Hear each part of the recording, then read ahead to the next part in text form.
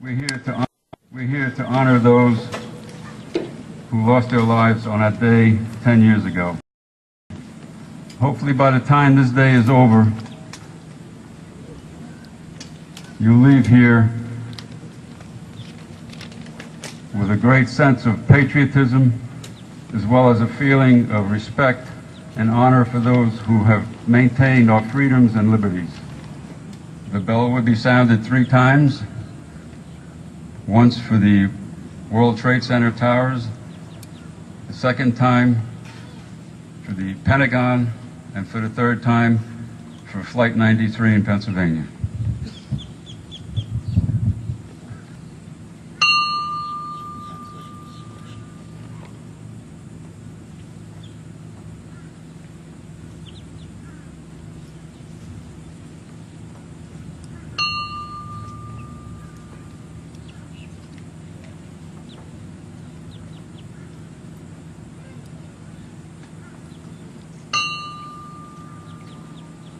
And first thing I'd like to do is to recognize American Legion Post 189, who will shortly be consecrating on this very site a memorial consisting of the twisted steel that was once part of those twin towers.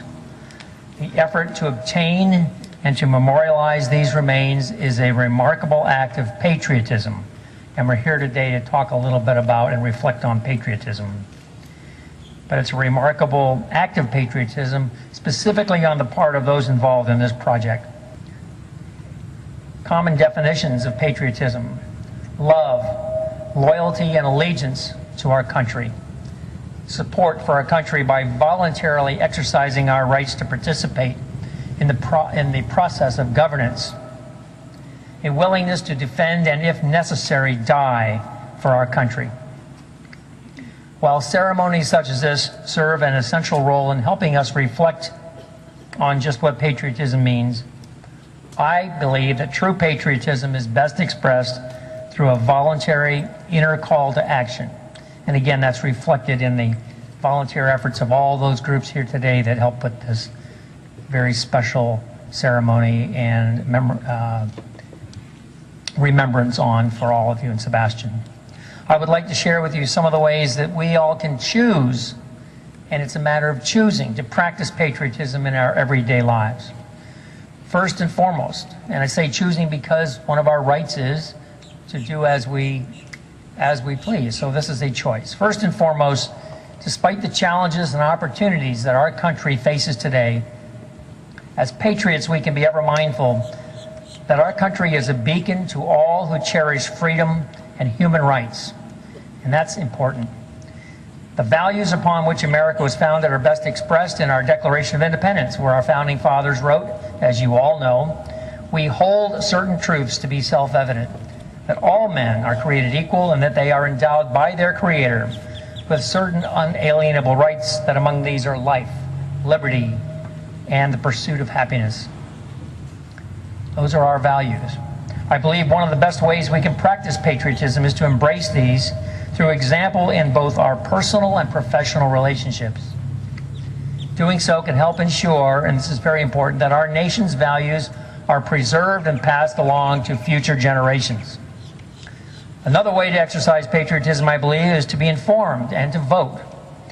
America was founded on principles of democracy, and what gives our country its greatest strength are citizens from all walks of life, all cultures, keeping informed about the challenges and opportunities that face our nation, and then voting to make their voice heard. For patriots understand that our founding fathers put their very lives at risk to allow all our citizens to have representation in the laws that govern our country. But patriotism is actually more than just flying a flag on national holidays or voting on election days or even service to the country in the ways I've just mentioned.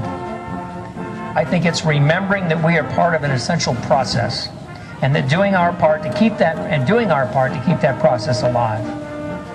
Please remember the words of Lincoln when he said at Gettysburg that we are a government of, by, and for the people. It's all about us. That means all the people, regardless of gender, race, religion, whether native or naturalized citizens. Finally, patriotism is also remembering and honoring our nation's heroes, be they the thousands of innocent victims that have already been mentioned today in those horrible attacks of 9/11. It's remembering the work of our police, fire, and first response teams, and the hundreds of thousands of men and women who have died or suffered serious injuries throughout the years that this nation was first founded, rendering service to this country.